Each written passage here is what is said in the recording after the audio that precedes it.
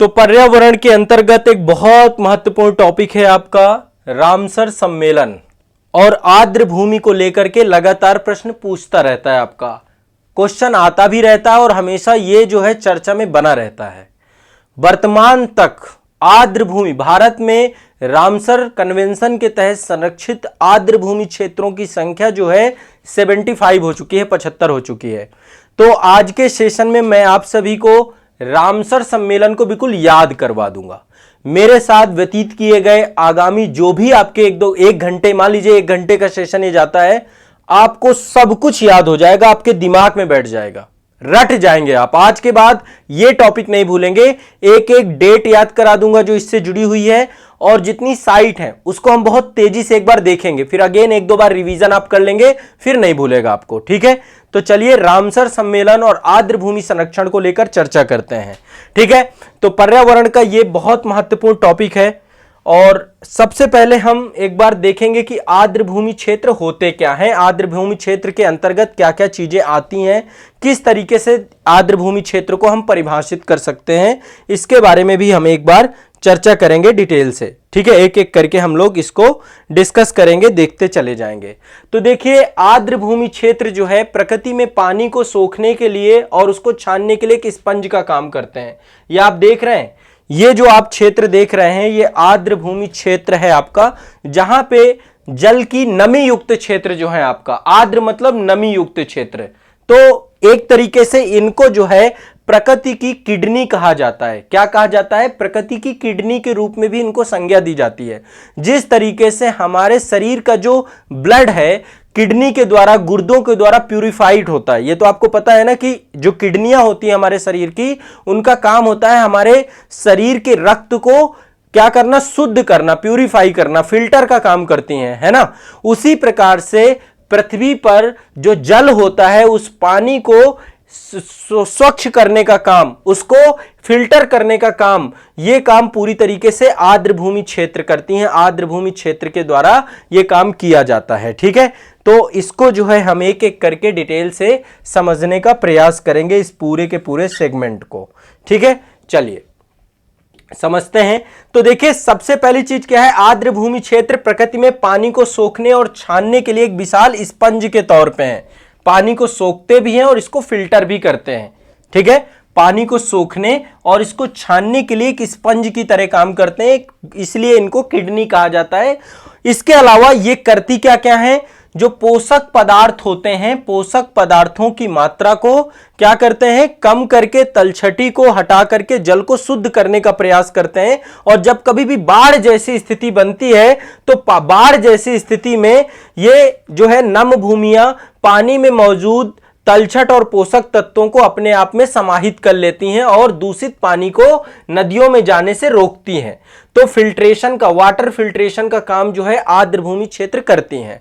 अब एक चीज समझिए, इस प्रकृति पर जितना अधिकार हमारा है उतना ही अधिकार प्रकृति में पाए जाने वाले अन्य सभी जीव जंतुओं का है। चाहे वो जलीय जीव जंतु हो, चाहे वो स्थलीय जीव जंतु हो, सभी जीव जंतुओं का उतना ही अधिकार है प्रकृति पर जितना कि हमारा है। और इसी को ध्यान में रखते हुए जितने भी आर्द्र भूमि क्षेत्र चूंकि जैव विविधता से भी संपन्न क्षेत्र होते हैं, तो एक बार जो है हम इसको डिटेल से समझते हुए एक एक करके इससे जुड़े हुए सभी टॉपिक को समझने का प्रयास करेंगे। ठीक है, और रामसर सम्मेलन क्या है, क्यों रामसर सम्मेलन जो है किस लिए रामसर सम्मेलन के माध्यम से आर्द्र भूमि क्षेत्रों को संरक्षित किया गया, इसको समझने का प्रयास करेंगे। देखिए, सबसे पहले ये आपका ईरान शहर है। ठीक है, ये ईरान है। आपने मानचित्र में देखिए, सबसे पहले यदि भारत का मानचित्र देखिए, भारत के पश्चिम में पाकिस्तान है, पाकिस्तान के पश्चिम में ईरान है। ईरान से बॉर्डर लगती है पाकिस्तान की। आप ये देखिए, ये पाकिस्तान है आपका, यहां पे ये पाकिस्तान है और ये ईरान है। ईरान में ही एक शहर है रामसर। ठीक है, ये कैस्पियन सागर है। आप लोग थोड़ा सा मानचित्र में थोड़ा सा इसको समझने का प्रयास करें। ठीक है, ये ईरान का मानचित्र है, सभी लोग समझ रहे हैं। ठीक है, ईरान का मानचित्र है। ये तुर्कमेनिस्तान है, यहाँ पे ये अफगानिस्तान है और ये कैस्पियन सागर है। ठीक है, ऊपर ये अजरबैजान है, अजरबैजान की सीमा भी कैस्पियन सागर से लगती है, ईरान की सीमा भी कैस्पियन सागर से लगती है। मैंने एक वीडियो आप लोगों को पढ़ाया था उसमें वर्ल्ड ज्योग्राफी में कि कैस्पियन सागर से सीमा साझा करने वाले कौन कौन से देश हैं। कैस्पियन सागर से, काला सागर से, अरल सागर से, भूमध्य सागर से, लाल सागर से, बाल्टिक सागर से, सबसे मैंने अलग अलग जो है करके एक ही वीडियो में मैंने आप लोग को पढ़ाया, उसका वीडियो पब्लिश है, एक बार देख लीजिएगा।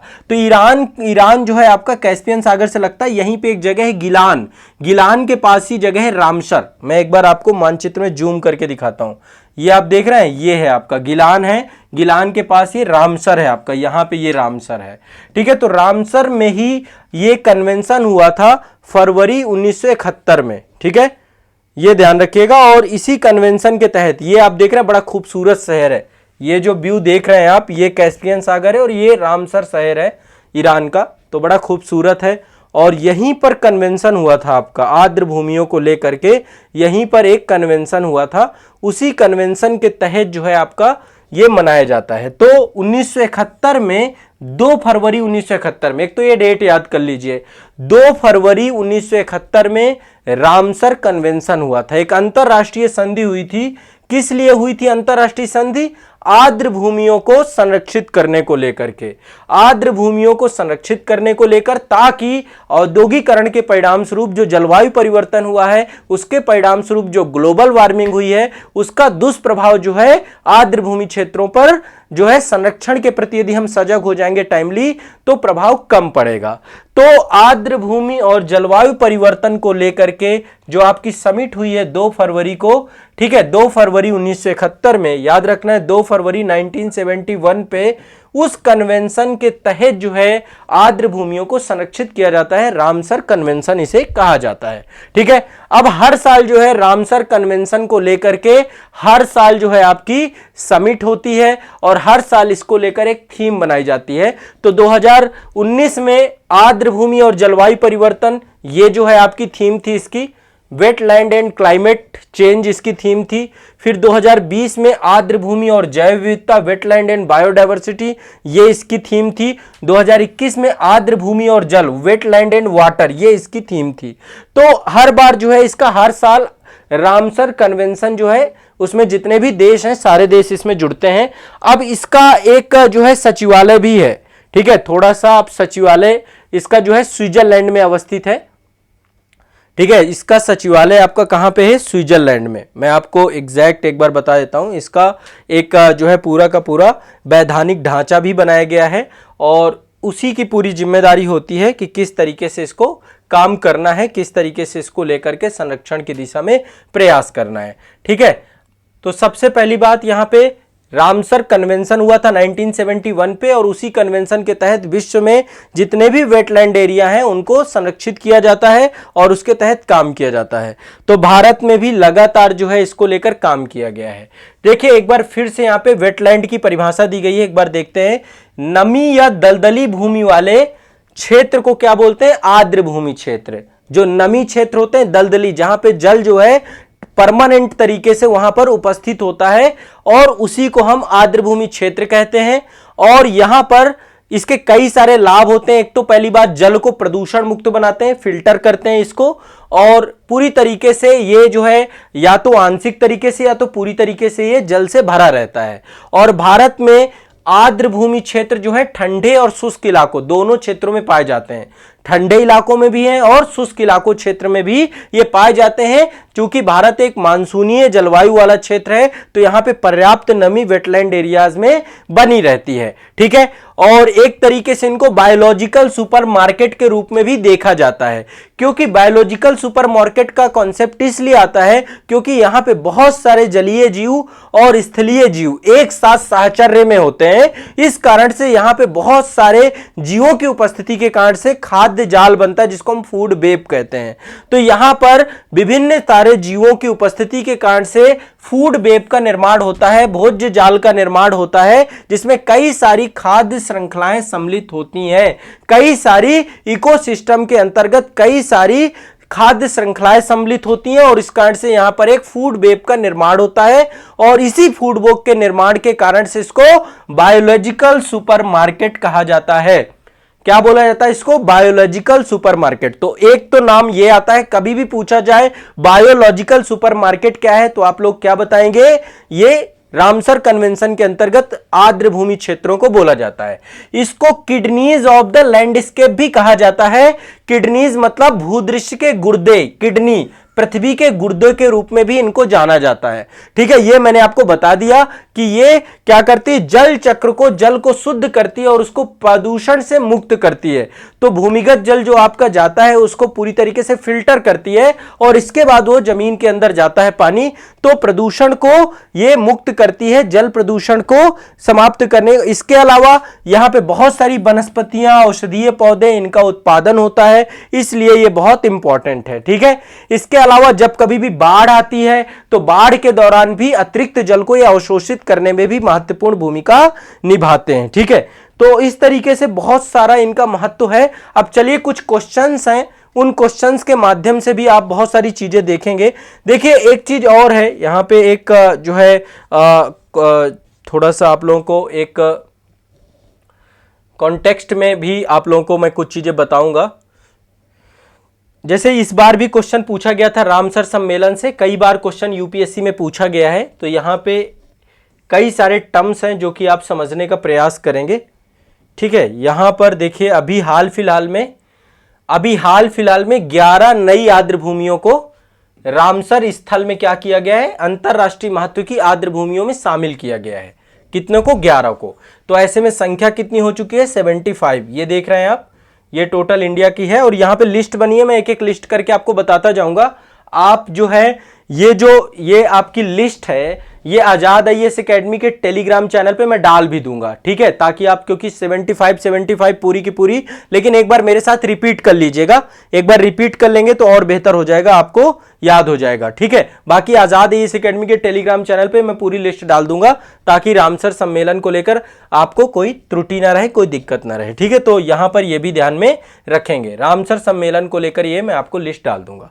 चलिए, तो सबसे पहली चीज कुछ क्वेश्चंस कर लेते हैं। सबसे पहले टोटल अभी 75 है और सबसे ज्यादा अभी रामसर स्थलों की संख्या तमिलनाडु में हो चुकी है। सबसे ज्यादा रामसर स्थल कहां पे है? तमिलनाडु में। दूसरे नंबर पे उत्तर प्रदेश में 10 है। तमिलनाडु में टोटल 14 हो चुकी है इनकी संख्या। तमिलनाडु में सर्वाधिक है रामसर स्थल इस समय, कितने हैं? 14। और दूसरे नंबर पे आपका उत्तर प्रदेश आता है। तो 75 की संख्या बाद में देखेंगे, पहले एक बार थोड़ा सा कुछ क्वेश्चंस हैं, उन क्वेश्चंस की तरफ जाते हैं हम लोग। ठीक है, ताकि आपको किसी तरीके की कोई दिक्कत ना हो। पिछले साल के क्वेश्चन है जो कि रामसर से पूछे गए हैं, कुछ पुराने हैं और कुछ नए हैं, दोनों तरीके के क्वेश्चन यहाँ पे सम्मिलित होंगे। मैं चाहता हूं एक एक क्वेश्चन आप लोग देखें और देख करके उत्तर जरूर दें। ठीक है, साथ साथ पार्टिसिपेट करें आप। ठीक है, सभी लोगों से उम्मीद है कि सभी लोग पार्टिसिपेट करेंगे, क्वेश्चंस में सभी लोग जुड़ेंगे। ठीक है, रामसर का जो सचिवालय है ना, मुख्यालय, ये आपका ग्लैंड स्विट्जरलैंड में है। मैं सचिवालय पहले लिख देता हूं। इसका जो मुख्यालय है रामसर कन्वेंशन के तहत आर्द्र भूमि संरक्षण को लेकर के मुख्यालय कहां पे है? एक बार लिख लीजिए इसको। इसका मुख्यालय है, आपका मुख्यालय है, एक जगह है ग्लैंड, कहां पर है? स्विट्जरलैंड पे, स्विट्जरलैंड, यहां पे इसका मुख्यालय है। ठीक है, ग्लैंड स्विट्जरलैंड में इसका मुख्यालय है। और जो है आपको पता होगा 2 फरवरी को आर्द्र भूमि जो है आपका आर्द्र भूमि दिवस भी मनाया जाता है। हर 2 फरवरी को हम आर्द्र भूमि दिवस भी मनाया जाता है। ठीक है, चलिए अब एक एक करके सभी को हम लोग देखते जाते हैं। पहला क्वेश्चन आप सभी के सामने है, बहुत सिंपल सा क्वेश्चन है ना। क्वेश्चन है रामसर सम्मेलन संरक्षण किससे संबंधित था। बहुत नॉर्मल सा क्वेश्चन है और कई बार इसी तरीके का क्वेश्चन जो है रिपीट होता है। ठीक है, तो सबको पता है, लगभग इसमें कोई भी नहीं होगा जिसको इसका आंसर ना पता हो। ठीक है, सबको पता है कि 2 फरवरी 1971 में रामसर सम्मेलन हुआ था। याद, बार बार डेट इसलिए बता रहा हूं क्योंकि याद हो जाए आपको। 2 फरवरी 1971। ठीक है, 2 फरवरी को आर्द्र भूमि दिवस भी मनाते हैं। 1971 में रामसर सम्मेलन हुआ जो कि जुड़ा हुआ था नम भूमि के लिए। ठीक है, किसके लिए जुड़ा था? नम भूमि के लिए, याद रहेगा। अब चलिए दूसरे क्वेश्चन भी आप देखिए वैसा ही है, सिंपल सा क्वेश्चन है ये आरओ में 2016 में पूछा गया था। आईएएस में देखेंगे क्वेश्चन, वहां पे भी आपसे बहुत सारे पूछे जाएंगे, तो वहां पे भी देखिएगा। यहां पे भी सिंपल सा क्वेश्चन है, रामसर सम्मेलन किससे संबंधित है? जलवायु परिवर्तन से नहीं है, कीटनाशक से नहीं है, ओजोन परत से, इसके लिए दूसरे हैं। ठीक है, यहां पे आर्द्र भूमि, आर्द्र भूमि, ठीक है, आर्द्र भूमि संरक्षण से, तो इसका डी सही है, सिंपल है। देखो एक ये बीपीएससी में क्वेश्चन पूछा गया था अभी 6वीं में, बीपीएससी का एग्जाम भी है। देखो रामसर से क्वेश्चन आया था बीपीएससी में 6वीं में, जो री एग्जाम हुआ था आपका, एक सेंटर औरंगाबाद वाला जो आपका डिस्टर्ब हुआ था, तो उससे एक क्वेश्चन पूछा गया है ये।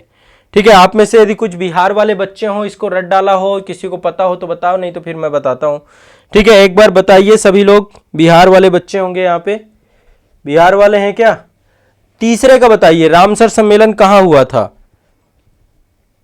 रामसर सम्मेलन, वो माफ कीजिए, बिहार का पहला रामसर क्षेत्र, बिहार का पहला रामसर क्षेत्र। अब इसको देखो, बिहार वाले जितने बच्चे हैं, यहां पे ई ऑप्शन दे के रखता है, ई ऑप्शन में उपर्युक्त में से यदि कोई नहीं है और या एक से अधिक यहां पर दे दिया है तो ई ऑप्शन ध्यान रखिएगा, एग्जैक्ट आपको पता हो तभी हो। ठीक है, देखो आप में से बहुत सारे लोगों को पता होगा कुछ, इसका आंसर दीजिए तीसरे का, तीसरे का बताइए सभी लोग।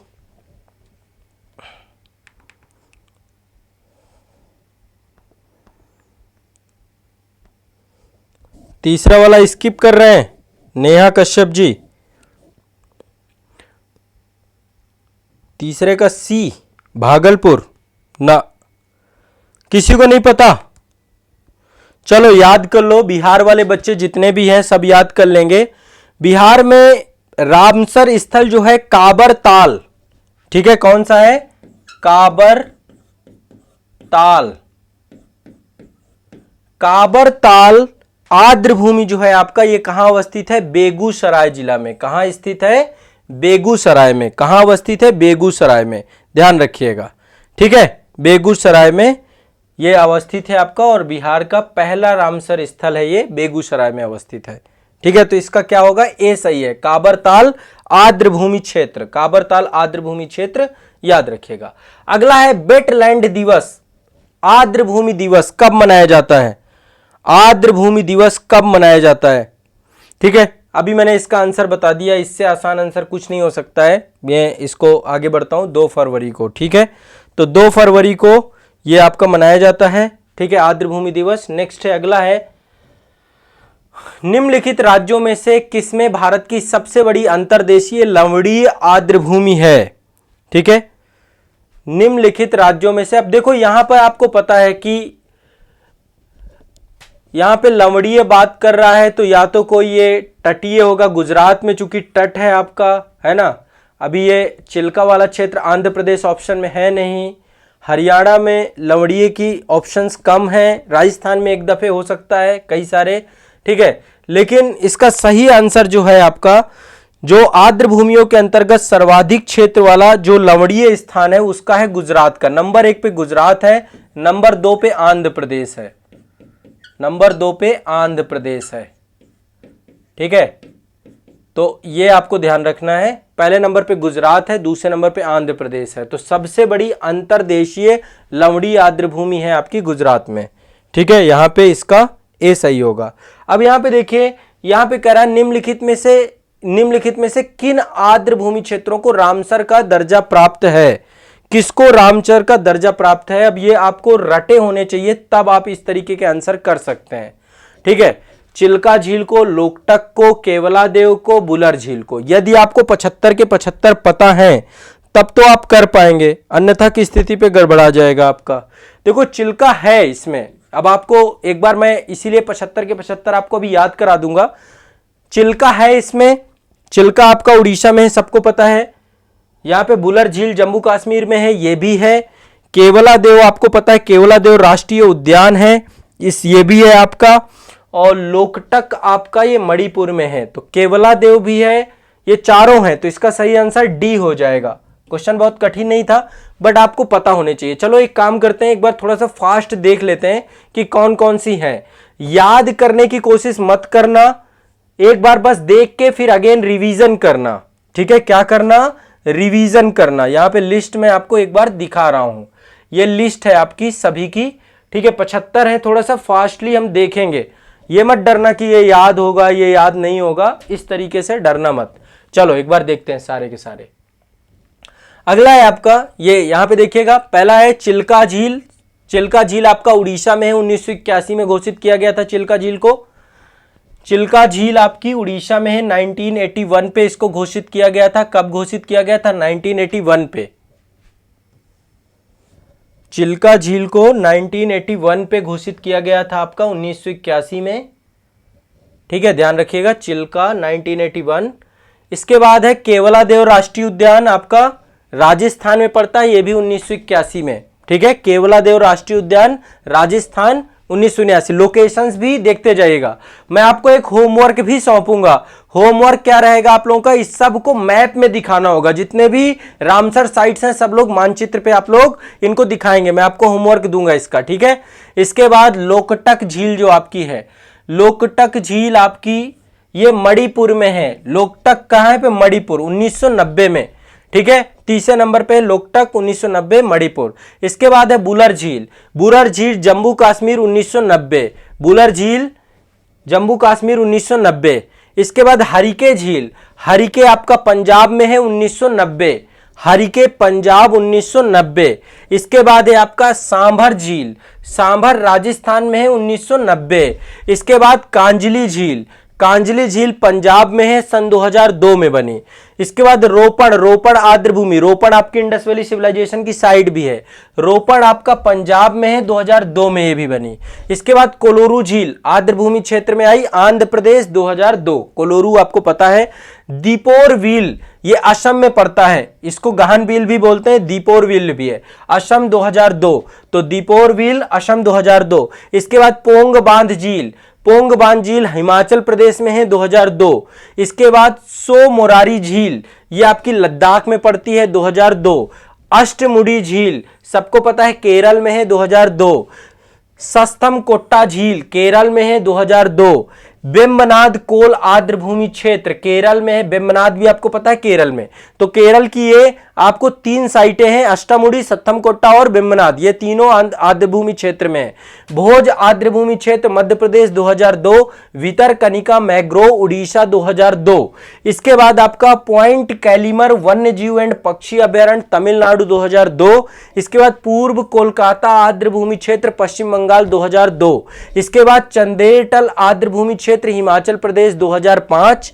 इसके बाद रेणुका आर्द्रभूमि आपका हिमाचल प्रदेश, 2005।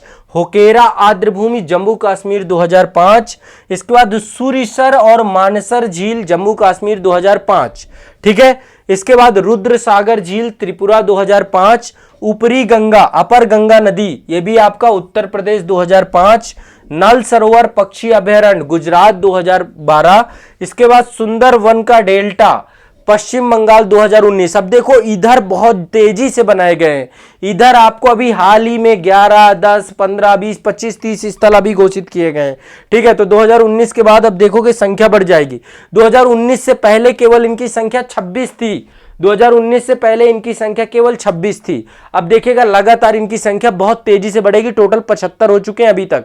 सुंदरवन क्षेत्र डेल्टा आपका 2019 पश्चिम बंगाल। नंदुर मध्येश्वर ये महाराष्ट्र में है, 2019।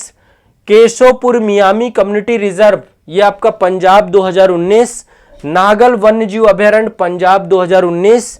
व्यास संरक्षण रिजर्व पंजाब, 2019, ये पंजाब की साइटें हैं। इसके बाद उत्तर प्रदेश की नवाबगंज पक्षी उत्तर प्रदेश ये 2019 में नवाबगंज पक्षी अभयारण्य। सांडी पक्षी अभयारण्य उत्तर प्रदेश, 2019। समसपुर पक्षी अभयारण्य उत्तर प्रदेश, 2019 में। समन पक्षी अभयारण्य उत्तर प्रदेश, 2019। ये उत्तर प्रदेश के हैं। देखते रहिए कितने हो गए उत्तर प्रदेश के। नवाबगंज पक्षी अभयारण्य, सांडी पक्षी अभयारण्य, समसपुर पक्षी अभयारण्य, समन पक्षी अभयारण्य, पार्वती अर्गा पक्षी अभयारण्य, ये सारे पक्षी अभयारण्य है। और ये है आपका सरसई नावर झील, ये भी उत्तर प्रदेश है। तो ये उत्तर प्रदेश की कई साइट आपकी बढ़ी है, अभी टोटल अभी वर्तमान में 10 हो गई हैं।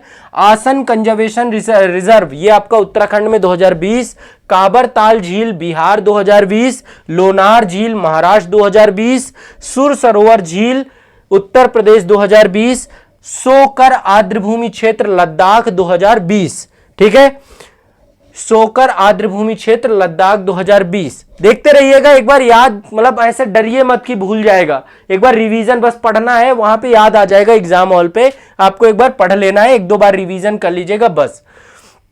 इसके बाद बाधवाना आर्द्रभूमि क्षेत्र गुजरात, बाधवाना आर्द्रभूमि क्षेत्र गुजरात, सब लोग देख रहे हैं ना, जितने भी हैं सब लोग देख रहे हैं। ठीक है, एक बार मुझे कमेंट में बता दें। ठीक है, बाधवाना आर्द्रभूमि क्षेत्र गुजरात 2021, थोल झील वन्यजीव अभयारण्य गुजरात 2021, सुल्तानपुर राष्ट्रीय उद्यान हरियाणा 2021, भिंडावास वन्यजीव अभयारण्य हरियाणा 2021, हैदरपुर वेटलैंड उत्तर प्रदेश 2021, बखीरा वन्यजीव अभयारण्य उत्तर प्रदेश 2022, खिजड़िया वन्यजीव अभयारण्य गुजरात 2022, किरकिली पक्षी अभयारण्य Tamil Nadu 2022, Pallikaranai marsh reserve forest Tamil Nadu 2022 है। सभी देखो 2022 स्टार्ट हो चुका है, अब आपका सारे 2022 है, यहां से स्टार्ट हुआ है आपका। 47 2021 तक थी, टोटल 47 साइट 2021 थी, अब 22 में वखीरा वन्यजीव अभयारण्य उत्तर प्रदेश 2022, खिजड़िया वन्यजीव अभयारण्य गुजरात 2022, किरकिली पक्षी अभयारण्य तमिलनाडु 2022, पिल्ले Karnai marsh reserve forest Tamil Nadu 2022। अभी तमिलनाडु की और उत्तर प्रदेश की काफी सारी प्लस हुई हैं। इसके बाद पिचवरम मैग्रोव तमिलनाडु 2022, पाला आर्द्रभूमि मिजोरम 2022, सांख्य सागर मध्य प्रदेश 2022, कुनथन कुलम पक्षी अभयारण्य तमिलनाडु 2022, मन्नार की खाड़ी समुद्री बायोस्फीयर रिजर्व तमिलनाडु 2022।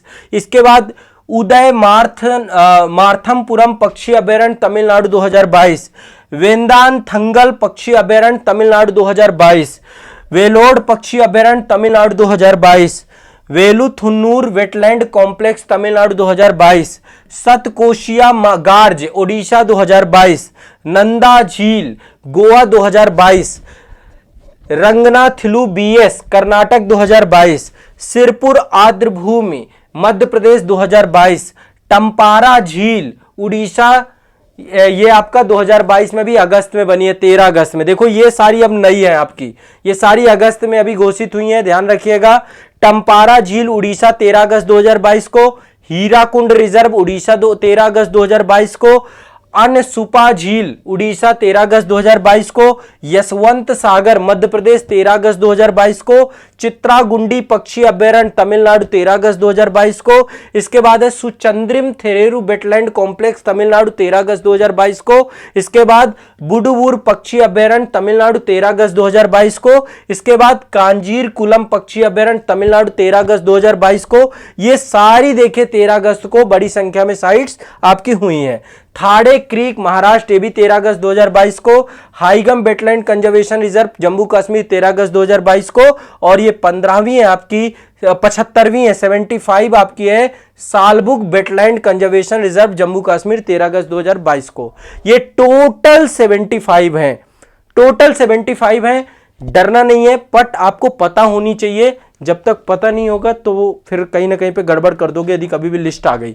मैं ये पूरी लिस्ट शेयर करूंगा आजादी इस एकेडमी के टेलीग्राम चैनल पे। टेलीग्राम चैनल पे आप लोगों को देख लेना है, ये लिस्ट मैं आपको साझा कर दूंगा, ठीक है। और एक काम कर लेना आप लोग, मानचित्र में ऐसे इंडिया के मानचित्र में सारी दिखा लेना, ठीक है। ये मानचित्र में इंडिया के सारी कहाँ पे कौन कौन सी हैं, एक बार ये सबका नाम आप देखना, है ना। और ये ऐसे बना लेना। 75 रामसर वेटलैंड साइट अपने एक ब्लैंक मानचित्र में अपडेट कर लेना।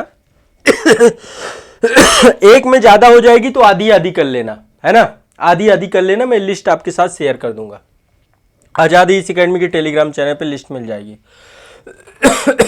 चलिए क्वेश्चन अभी देखते हैं। देखो अभी ज्यादा नहीं है, थोड़े से 2-3 क्वेश्चन और है। और यूपीएससी में किस लेवल के क्वेश्चन पूछे जाते हैं वो भी देख लेना आप। माफ कीजिएगा, थोड़ा सा गले में खराश है, पहले गले को थोड़ा सा जल से सिंचित कर देते हैं, है ना।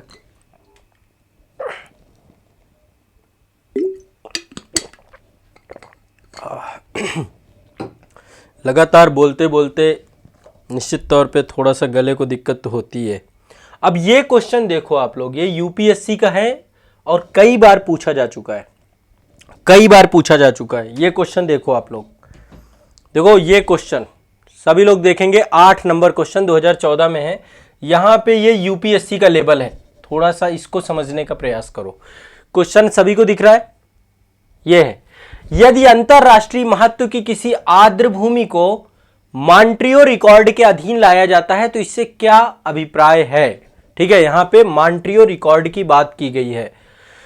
तो देखिए यहां पे 4 ऑप्शन दी गई हैं, पता होगा तो कर ले जाओगे। पहला ऑप्शन कह रहा मानव हस्तक्षेप के परिणाम स्वरूप आर्द्र भूमि में पारिस्थितिकी रूप से परिवर्तन हो गया है या हो रहा है या होना संभावित है। मतलब कह रहा है कि मानव के द्वारा लगातार हस्तक्षेप किया गया, परिणाम स्वरूप जो आर्द्र भूमि है वो क्या हो गई, उसका स्वरूप परिवर्तित हो रहा है या होना संभावित है। ठीक है, पहला तो ये बोल रहा है। दूसरा कह रहा है जिस देश में आर्द्र भूमि अवस्थित है उसे आर्द्र भूमि के कोर के 5 किलोमीटर के दायरे में मानव क्रियाकलाप को निषिद्ध करने के लिए विधि अधिनियमित करता है। अब देखो ये आपको पता होना चाहिए, ये आपका जो मॉन्ट्रियो रिकॉर्ड है, मैं यहां पे आपको दिखाता हूं, मॉन्ट्रियो रिकॉर्ड जो है आपका, इसका ए ही सही है, ये है मॉन्ट्रियो रिकॉर्ड। इसका मतलब क्या है, या इसको मॉन्ट्रेक्स रिकॉर्ड भी बोला जाता है। उन आर्द्र स्थलों की एक सूची बना दी गई है। मॉन्ट्रियो रिकॉर्ड क्या है, मॉन्ट्रेक्स रिकॉर्ड क्या है, उन आर्द्र स्थलों की एक सूची है, एक लिस्ट है जो अंतरराष्ट्रीय महत्व के हैं, जहां के परिस्थिति क्रम में परिवर्तन हो रहा है या होने वाला है, या तकनीकी विकास, प्रदूषण या अन्य मानवीय हस्तक्षेप के परिणाम स्वरूप परिवर्तन होने की संभावना है और रामसर सूची का हिस्सा है। तो मॉन्ट्रेक्स रिकॉर्ड मतलब ऐसी आर्द्र भूमियों की लिस्ट जो अंतरराष्ट्रीय महत्व की है और जिनमें भविष्य में क्या होने वाला है, परिवर्तन होने वाला है। कैसा परिवर्तन, प्रतिकूल परिवर्तन, यानी पारिस्थितिकी तंत्र चेंज हो रहा है उसका। तो जहां पे पारिस्थितिकी तंत्र में मानवीय हस्तक्षेप के परिणाम स्वरूप आर्द्र भूमि क्षेत्र का इकोसिस्टम जब डिस्टर्ब हो रहा है, उन सभी को मेंटेन करते हैं मॉन्ट्रेक्स रिकॉर्ड में। तो देखा जाए तो इसका आंसर बहुत ज्यादा कठिन नहीं था, बट पता होना चाहिए। मुझे लगता है कि एक डिफिकल्ट क्वेश्चन है जो आप लोगों को ये पता आज चला होगा, आप सभी को ये याद कर लेना है। ठीक है, सभी लोग जितने भी हैं यूपीएससी वाले बच्चे देख रहे हैं क्वेश्चन अपने आप में, ये वाला इस तरीके का क्वेश्चन पूछता रहता है, ऐसे शब्द जो है पूछता रहता है, तो मतलब उसमें कंफ्यूज नहीं होना आपको। ठीक है, तो यहां पे उन आर्द्र भूमियों की लिस्ट है, रजिस्ट्रेशन है, जहां पे मानवीय हस्तक्षेप के परिणाम स्वरूप आर्द्र भूमि का पारिस्थितिकी तंत्र क्या हो रहा है, परिवर्तित हो रहा है। ठीक है, तो इसका सही आंसर ए था। चलिए, ये एक सिंपल सा क्वेश्चन है आपका, यहां पे लिखा हुआ पारिस्थितिकी निकाय में, इकोसिस्टम में आर्द्र भूमि यानी एक बरसाती जमीन यानी नम भूमि, हाँ, निम्नलिखित में से किस हेतु उपयोगी है। पोषण, पुनर्प्राप्ति एवं चक्रण हेतु, बिल्कुल सही है।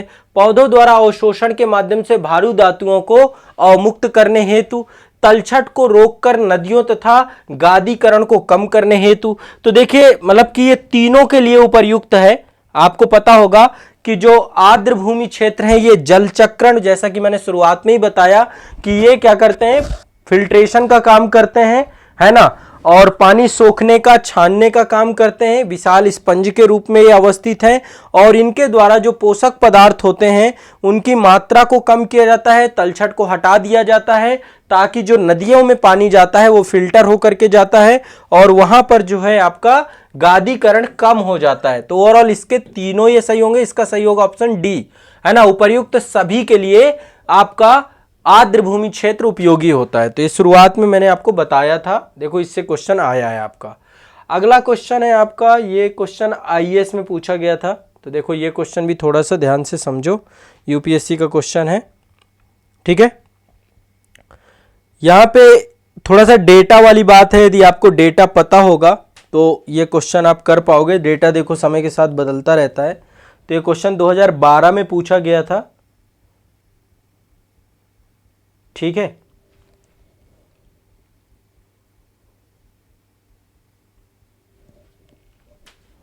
चलिए यहां पे कह रहा आर्द्र भूमियों के संदर्भ में निम्नलिखित कथनों पर विचार करिए। कह रहा आर्द्र भूमि के अंतर्गत देश का कुल भौगोलिक क्षेत्रफल अन्य राज्यों की तुलना में गुजरात में अधिक अंकित है। तो देखो सबसे ज्यादा अभी तमिलनाडु में हो चुकी हैं, टोटल 14, ठीक है। लेकिन यदि हम क्षेत्रफल की बात करें तो क्षेत्रफल सर्वाधिक गुजरात का ही है, ठीक है। संख्या के हिसाब से तो 14 आपकी तमिलनाडु में है, ठीक है। लेकिन आर्द्र भूमि क्षेत्र सर्वाधिक यदि हम बात करें तो गुजरात सही, इसमें गुजरात में सर्वाधिक है। दूसरा कह रहा है भारत में तटीय आर्द्र भूमि का कुल भौगोलिक क्षेत्रफल आंतरिक आर्द्र भूमि के कुल भौगोलिक क्षेत्र से अधिक है। कह रहा है जो तटीय है आपकी, तटीय आर्द्र भूमि जो है आपकी क्या है, वो आपकी आंतरिक से ज्यादा है। भारत में तटीय आर्द्र भूमि का कुल भौगोलिक क्षेत्रफल आंतरिक आर्द्र भूमि के कुल भौगोलिक क्षेत्र से अधिक है। हां, तो यहां पे एक चीज समझिएगा, जो आंतरिक आर्द्र भूमि क्षेत्र है इसका डेटा है 69.22%। ये तो है आंतरिक का, इससे डेटा से आपको आइडिया लग जाएगा। ये टोटल आंतरिक जो आर्द्र भूमि क्षेत्र है 69.22% है। और यदि हम बात करें तटीय की, कि तटीय आर्द्र भूमि क्षेत्र कितना है, तो 27.13% ये आपका तटीय है। तो इस हिसाब से देखें तो आंतरिक ज्यादा है। और यहां पे क्या बोल रहा है, भारत में तटीय आर्द्र भूमि का कुल भौगोलिक क्षेत्रफल आंतरिक आर्द्र भूमि के कुल भौगोलिक क्षेत्रफल से अधिक है। तो यह कथन क्या हो जाएगा आपका, गलत हो जाएगा। तो इसका केवल ए सही होगा, ठीक है, इसका केवल ए सही होगा। तो ये आपको ध्यान रखना, उपर्युक्त में से कौन सा कथन सही पूछ रहा है, तो ये गलत हो जाएगा, क्योंकि आंतरिक टोटल कितना है, लगभग 69.22% है, ठीक है, 69%। और ये आपका 27.13% के आसपास ये आता है, ठीक है। और बाकी 3.64% सूक्ष्म आर्द्र भूमि क्षेत्र आते हैं, ठीक है। तो ये डेटा आप एक बार लिख लेते हैं, आप लोग भी लिख लो। टोटल आंतरिक भूभाग में कितनी है आपकी, ठीक है, आंतरिक आर्द्र भूमि, सभी लोग इसको ये डेटा देख लीजिए, 69.22%, ठीक है। इसके बाद दूसरा है तटीय आर्द्र भूमि। तटीय आर्द्र भूमि का डेटा है आपका 27.13%। तीसरा है आपका सूक्ष्म आर्द्र भूमि, सूक्ष्म आर्द्र भूमि, सूक्ष्म आर्द्र भूमि जो आपका है वो है 3.64%। तो ये आपके 3 डेटा हैं, तीनों को आपको याद कर लीजिएगा, ठीक है, तीनों को याद कर लीजिएगा, क्वेश्चन आपका नहीं बिगड़ेगा। अगला क्वेश्चन ये भी आपका यूपीएससी का है, 2019 में पूछा गया था, वैसे लास्ट क्वेश्चन है आपका रामसर संधि से, ठीक है। पूछा है रामसर सम्मेलन के अनुसार भारत के राज्य क्षेत्र में सभी आर्द्र भूमियों को बचाना और संरक्षित रखना भारत सरकार के लिए आदेशात्मक है। तो ये थोड़ा सा आपको ध्यान रखना होगा कि ये आदेशात्मक नहीं है बल्कि उत्तरदायित्व है एक तरीके से, ठीक है। आदेशात्मक नहीं है, ये उत्तरदायित्व है, ये कोई अधिदेशात्मक नहीं है, उत्तरदायित्व है, उत्तरदायित्व। तो इसीलिए आप देख रहे हैं धीरे धीरे रामसर कन्वेंशन के अंतर्गत इनको आगे रखा जा रहा है। तो पहला वाला कथन आपका क्या हो जाएगा, गलत हो जाएगा, उत्तरदायित्व है, ये ध्यान रखना है, अधिदेशात्मक नहीं है बल्कि एक उत्तरदायित्व के तौर पे है। दूसरा कह रहा है कि आर्द्र भूमि संरक्षण और प्रबंधन नियम 2010 भारत सरकार ने रामसर सम्मेलन की संस्तुतियों के आधार पर बनाए थे। अब ये आपको थोड़ा सा ध्यान रखना होगा, ठीक है। सबसे पहली चीज ये कहीं ना कहीं पे यहां पे लिखा हुआ कि आर्द्र भूमि संरक्षण प्रबंधन नियम 2010 रामसर समय बनाए गए थे। इसकी जगह पे आपको ये ध्यान रखना होगा कि सबसे पहले भारत सरकार के द्वारा आर्द्र भूमियों के संरक्षण के लिए बाध्यकारी विनियमावली प्रणाली स्थापित की गई थी राष्ट्रीय पर्यावरण नीति 2006 में, राष्ट्रीय पर्यावरण नीति 2006 में, ठीक है। सबसे पहले आर्द्र भूमियों को संरक्षण करने के लिए राष्ट्रीय पर्यावरण नीति 2006 के अंतर्गत जो है इसको आपको बनाया गया था, तो ये भी कथन आपका गलत हो जाएगा। ठीक है, कि आर्द्र भूमियों के संरक्षण के लिए सर्वप्रथम जो है आपका ये नहीं बनाया गया, सर्वप्रथम आपका बनाया गया राष्ट्रीय पर्यावरण नीति 2006। ठीक है, ये भी ध्यान रखना है। इसके अलावा आगे बढ़ते हैं। अगला तीसरा है आर्द्र भूमि संरक्षण और प्रबंधन नियम 2010। आर्द्र भूमियों के अपवाह क्षेत्र या जल ग्रहण क्षेत्रों को सम्मिलित करते हुए जैसा कि प्राधिकार द्वारा निर्धारित किया गया है, तो यहां पे कह रहा है कि आर्द्र भूमि संरक्षण और प्रबंधन नियम 2010 ये नियम बनाया गया है। यहां पे एक चीज यहां पे जो है ना, ये रामसर सम्मेलन की जगह पे राष्ट्रीय पर्यावरण नीति 2006 के तहत ये कानून बनाया गया है। ठीक है, तो आर्द्र भूमियों के अपवाह क्षेत्र या जल ग्रहण क्षेत्रों को सम्मिलित करते हैं जैसा कि प्राधिकार द्वारा निर्धारित किया गया है, ये कथन सही है, तो इसका सी सही होगा। ठीक है, इस नियम के तहत जो है बताया गया है कि कौन कौन सा क्षेत्र जो है आपका आर्द्र भूमि क्षेत्र के अंतर्गत आता है, तो इसका सही होगा केवल 3। ठीक है, तो ये आपका क्वेश्चन जो है बड़ा फैक्चुअल था, आपको पता होना था। ये पहला तो देखो स्पष्ट गलत हो जाएगा, क्योंकि यहां पे ये एक उत्तरदायित्व के तौर पे अधिदेशात्मक नहीं है, बाध्यकारी के तौर पे नहीं है। तीसरा क्या है, दूसरा आपका ये जो बनाया गया है रामसर सम्मेलन के अंतर्गत ना होकर राष्ट्रीय पर्यावरण नीति 2006 के अंतर्गत बनाया गया है। तीसरा जो आपका है ये आर्द्र भूमि संरक्षण और प्रबंधन नियम 2010 के अंतर्गत ये आर्द्र भूमियों के अपवाह क्षेत्र और जल ग्रहण क्षेत्रों को सम्मिलित करते हुए प्राधिकार के रूप में इसको निर्धारित किया गया है, तो इसका केवल ये 3 सही होगा। ठीक है, तो ये आपको ध्यान रखना है। ये आपका आर्द्र भूमियों से जुड़े हुए प्रश्न थे। बहुत ज्यादा कठिन क्वेश्चन नहीं पूछे जाते हैं। ठीक है, बहुत ज्यादा कठिन क्वेश्चन नहीं पूछे जाते हैं, बट एक बार आप जो है इनको देख लीजिए। और ये आपको मैंने आपको बता ही दिया था 8 नंबर क्वेश्चन जो आपका है, ये 8 नंबर जो क्वेश्चन है, इसमें मैंने आपको बताया था कि मानवीय हस्तक्षेप के परिणाम स्वरूप जब आर्द्र भूमियों के पारिस्थितिकी तंत्र में किसी प्रकार का परिवर्तन आ जाता है ना, उनका इकोसिस्टम प्रभावित हो जाता है, तो इसको मोन्ट्रेक्स रिकॉर्ड कहा जाता है। क्या बोला गया है? मोन्ट्रेक्स रिकॉर्ड। ये एक लिस्ट है जिस लिस्ट में अंतरराष्ट्रीय महत्व के उन सभी रामसर स्थलों को या आर्द्र भूमि स्थलों को जोड़ा जाता है जिससे मानवीय हस्तक्षेप के परिणाम स्वरूप वो परिवर्तित हो रहे हैं, उनका इकोसिस्टम प्रभावित हो रहा है। तो ये भी क्वेश्चन कई बार पूछा गया, इसको भी ध्यान रखिएगा। ठीक है, तो आर्द्र भूमि संरक्षण के लिए रामसर अभिसमय, और रामसर अभिसमय को जो है आपका ईरान के रामसर शहर में अपनाया गया था और 1975 में ये लागू हुआ था। कब लागू हुआ था? 1975 में। तो इस तरीके से ये आपका रामसर कन्वेंशन से जुड़ी हुई बातें थी और ये लिस्ट थी आपकी 75 रामसर कन्वेंशन की। टाइम टू टाइम पर ये लिस्ट आपकी बढ़ती जाएगी, इनकी संख्या भी प्लस होती जाएगी। आप सभी की रिस्पॉन्सिबिलिटी है कि इस संख्या को आप अपडेट करते जाएं, देखते जाएं, पढ़ते जाएं। ठीक है, आप सबकी रिस्पॉन्सिबिलिटी है, सबकी जिम्मेदारी है कि आप इस संख्या को देखते जाएं। तो आज के लिए इतना ही रखेंगे। ठीक है, ये एक महत्वपूर्ण टॉपिक मैंने आपका कवर करवा दिया और आप लोग इसको एक बार रिवाइज कर लेंगे तो निश्चित तौर पे आपको ये भूलेगा नहीं। ठीक है।